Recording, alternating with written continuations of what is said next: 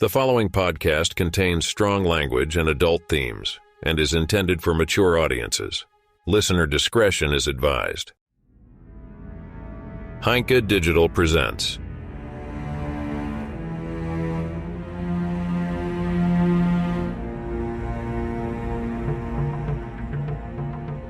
Damocles, an audiobook podcast by Christian Lenke.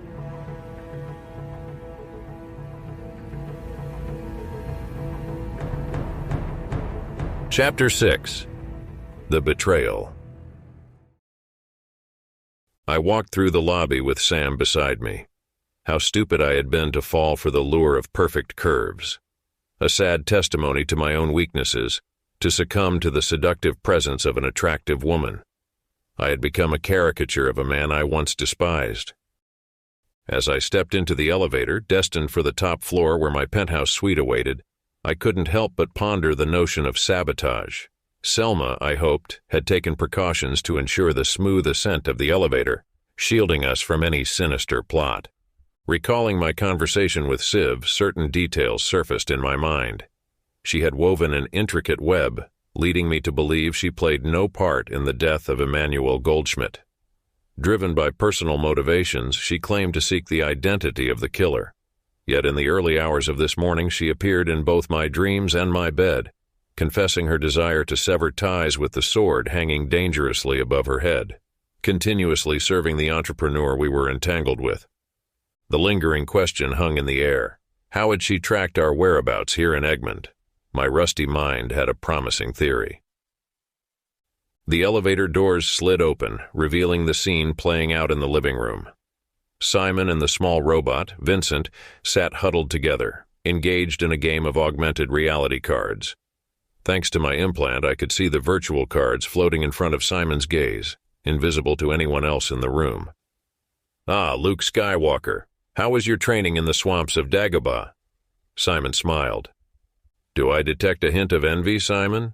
Simon turned his head towards me, causing the virtual cards to rotate with his movement. Vincent, the robot, chimed in with a complaint. "I can see your hand." Simon waved him off. "We'll pause the game, Vincent." "No need, I saw your hand and it's a terrible one. I'm going to win this round." Simon stood up and approached me, a concerned expression on his face. "What is it, Joseph? Has something happened?" I sighed, realizing the gravity of the situation. "I'm afraid they know we're here. Selma could only do so much to protect us."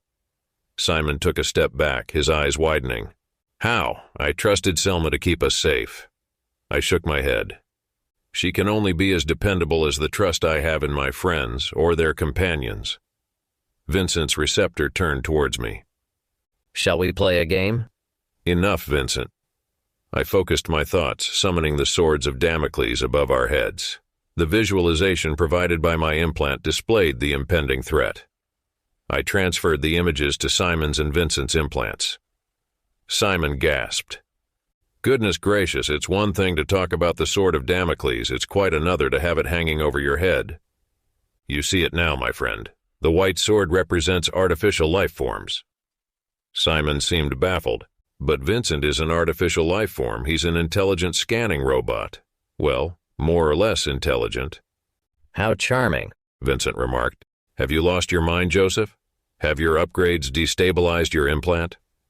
"No, it's not a malfunction," I replied.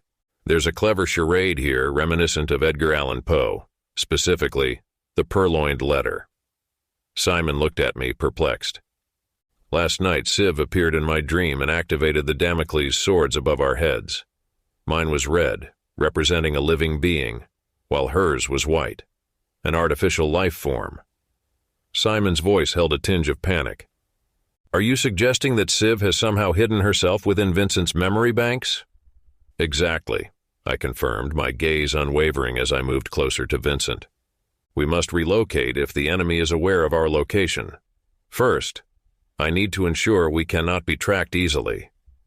Civ has wormed her way into your system, Vincent, and now I must activate the Damocles mode, targeting you." Simon's voice broke, desperation seeping through. "Joseph, please don't do this. Vincent may drive me crazy, but he's one of the few beings I consider a friend next to you." I met Simon's pleading eyes. Then I opened my mouth to give the command. "Stop!" a woman's voice shouted. "There's no need for this." Civ stood in the room's center. She was wearing the simple gray costume from our first meeting and an updo hairstyle. I gave her a skeptical look. "Please show yourself to all of us, sweetheart. I don't want my old friend to think I'm hallucinating." Civ nodded. Simon could see her now, since he whistled through his teeth. "She was the one, by golly? And this lady was riding piggyback with Vincent?" Civ turned her head to Simon and nodded again. "You are a capable coder, Mr. Haddad. However, the second personality partition you created in Vincent's memory tore a few cracks in his security system. It was effortless for me to immerse myself in Vincent's memory when Chief Inspector Lenke visited you at the university library. How long until paid henchmen or service robots attack us? You misunderstand the situation. Everything I told you is true. I'm not working for the entrepreneur who killed the Goldschmidts." "I don't believe you." "You're entitled to not believe me, Chief Inspector. But shouldn't you give me a chance to defend myself, or at least explain myself before you pass judgment on me, Chief Inspector?" "Selma," I said. "Correct target. Acquire artificial intelligence, Civ." "Confirm correction of the target. New target is artificial intelligence, Civ." Civ swallowed. "Selma, please show yourself." Selma appeared to my left. She wore her hijab again. Its burgundy color looked like blood-stained cotton. Selma raised her hand and made the sign to ward off the evil eye. Civ held up her hands in defense. "Please," she said as she turned to me, "give me a chance to explain." I said nothing. "One false transmission of data to the outside world, and you're toast," Selma told the blonde woman and turned to me. "Should I retire her?" I thought about it, then I shook my head. "Please stand by," I said. "Let's talk first." I offered Civ a seat and gestured for Simon to sit down as well. Simon sat down on the couch to my right. I sat down in one chair. Civ reluctantly followed my lead and took a seat in the chair that was facing me. Vincent rolled over to Simon's side of the sofa and Selma stayed beside me. Civ gestured to Selma with a nod of her head. "Your attractive watchdog is quite impressive." "I wouldn't open my mouth like that, Sharmuta." Civ looked from Selma to me and then back to Selma. "Who among us do you think is the Sharmuta?" "Please give me the order," Selma hissed. "Please." "No, Selma. First, I want answers." "Pa!" Selma said, disappearing in digital smoke. Civ wanted to say something. I silenced her with a gesture. "If I call Selma again, you will die. From now on, answer only when asked. Is that clear?" Civ nodded. I could see a few beads of sweat on her upper lip. She was terrified of her life. "What are you?" She bit her lips. Then she said, "It's difficult to explain. Try me." Civ sighed. "You're right, I am an artificial intelligence. Are you an assistant system for the rich and powerful, like Madeline or Selma?" Civ shook her head. "No, I am not quite like that." "What do you mean?" She licked her lip. "I used to be close to being human." "Why just close?" "I had a humanoid body, though an artificial one." "So you were a robot?" "I was much more than that. I can be called an android." "I don't think so." "Neither do I," Simon joined in. "Technology like that doesn't exist. It only exists in science fiction. Artificial intelligence that behaves very human-like, that's one thing. But an android, an indistinguishable artificial life form, is something unique." "Yet I was once like that. You'll have to take my word for it." "Prove it." Civ raised her head. She closed her eyes. She seemed to think. Then she opened them again. "All right, where do you think the technology for your implants originated, gentlemen?" "Companies in Silicon Valley developed it," Simon said.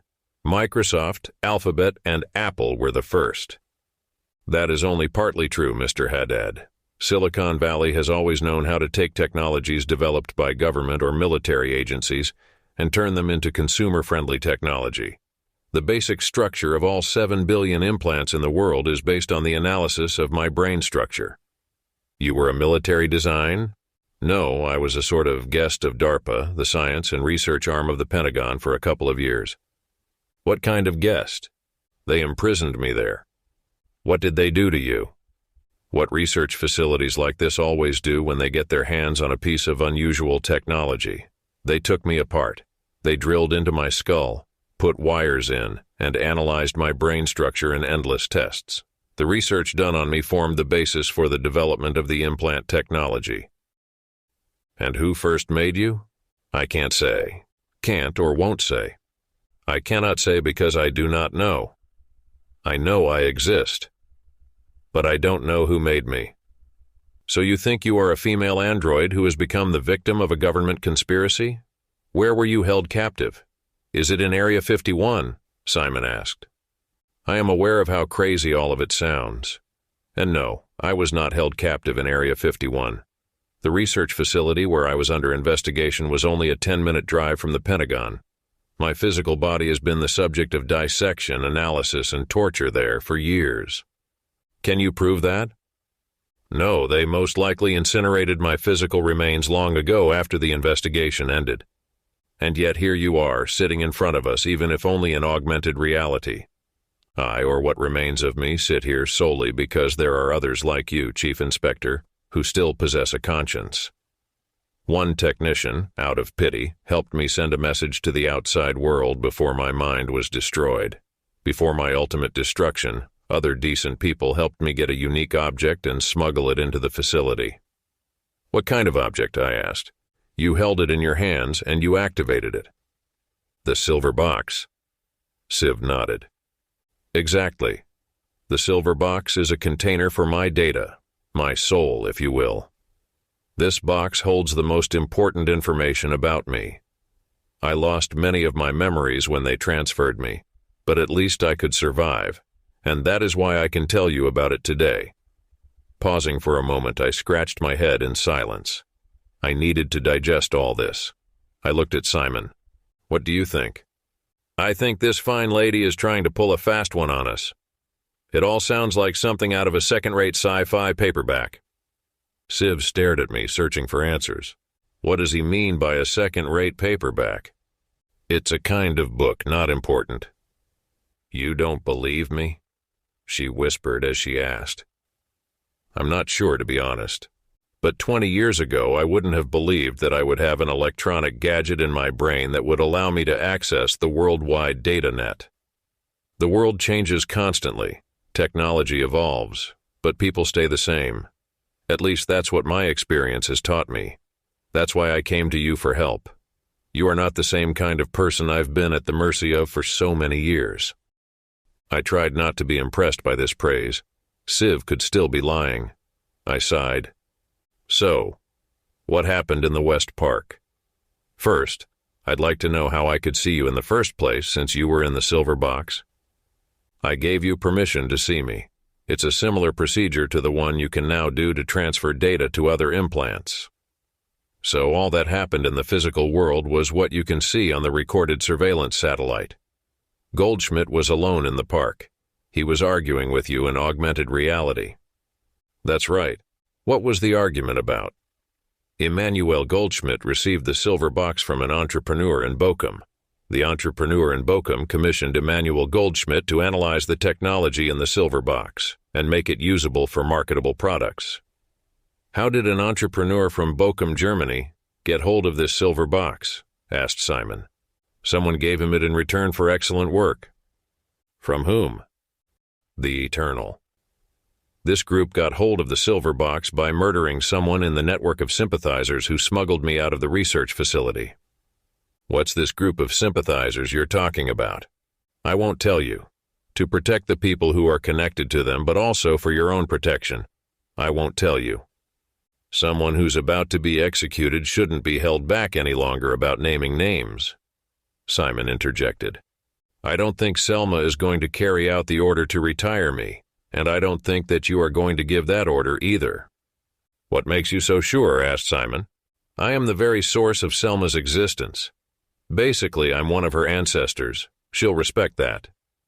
Siv turned back to me. And for you, Chief Inspector, I am relying on your integrity as a police officer.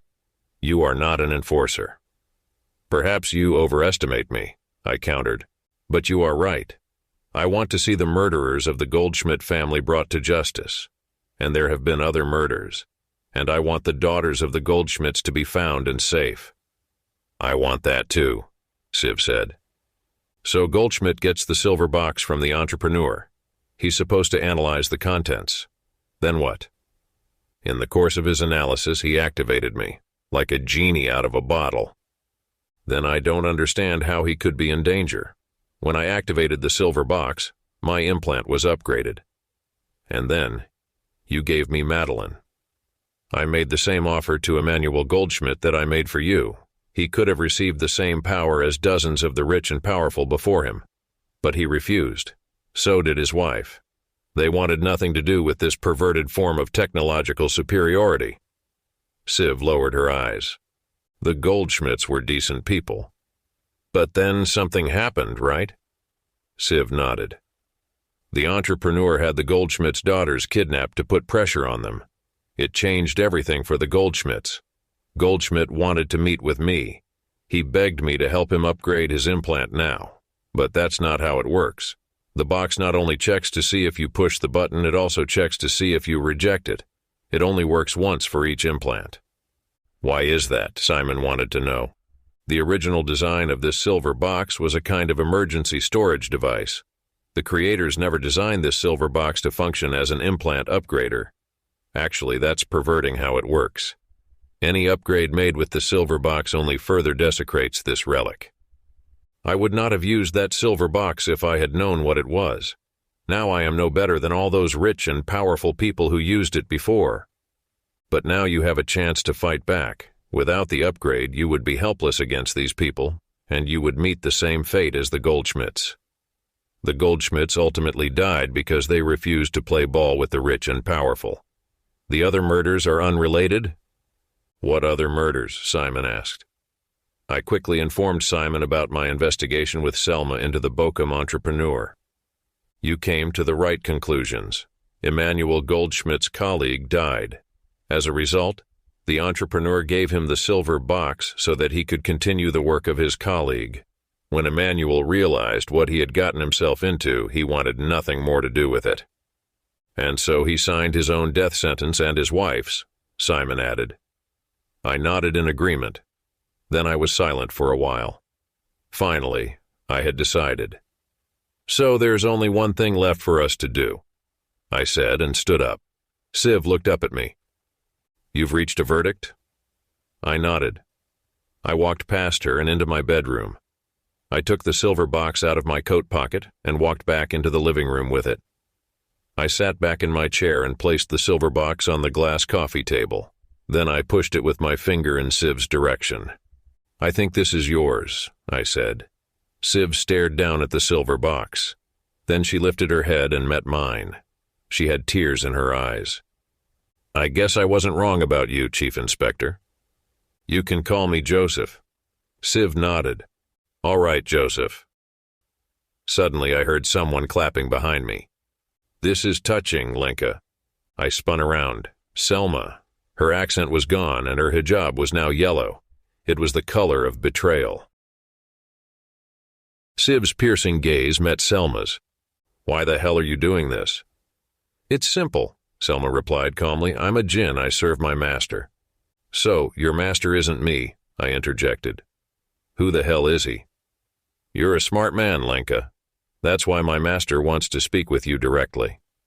I thought the boy was just an assistant to the entrepreneur, I questioned, bewildered. Guess my master overestimated your intelligence, and she grinned. He's got more than one assistant, Mr. Lenke. Quite the feat, don't you think? Multiple upgrades in one implant, that's impossible. My master has managed it, but he wants the silver box and sieve in order to do as many upgrades as he desires. This is sheer madness, Siv exclaimed. No risks, no rewards, that's what my master always says. Selma shrugged. She snapped her fingers with a quick motion and the swords of Damocles appeared again, looming over our heads. Take the damn silver box, Lenke, and open it, she ordered with a wicked smile on her face. I hesitated and glanced at Selma before following her order. As I placed the silver box on the table in front of Civ, I couldn't help but feel a sense of dread. "I'm sorry," I whispered, a sense of resignation in my voice. "Don't be," Civ replied. "Come on, we've got to get you back in the bottle," Selma hissed. "Is this the way you want to honor your ancestors, Selma?"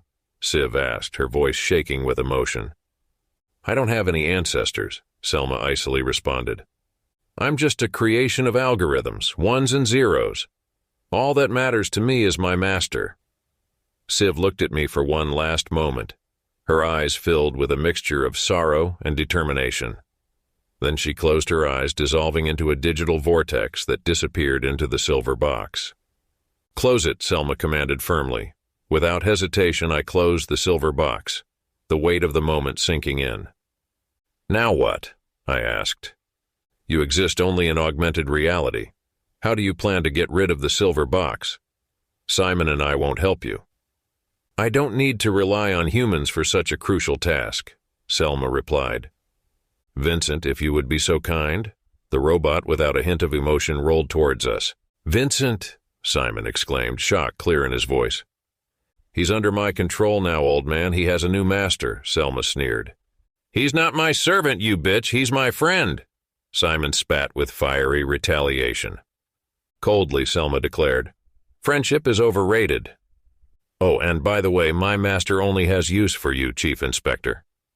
The weight of her words took a moment to sink into my mind.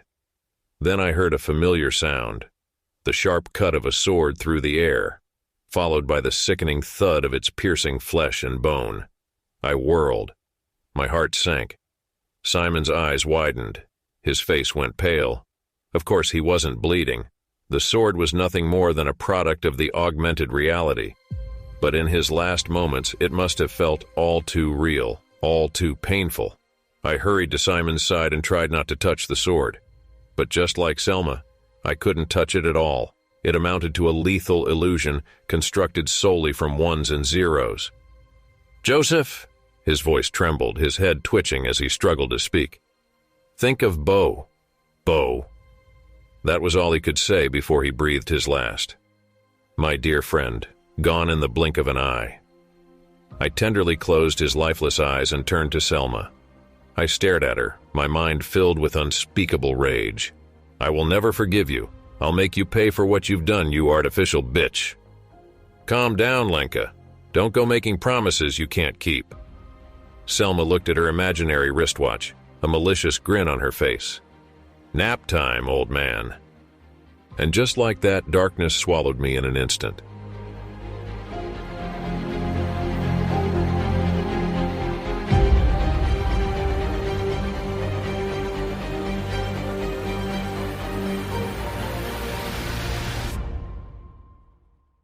Thank you for listening. To learn more about Heinke Digital Audiobook Podcasts and its author, Christian Heinke, please visit heinke.digital.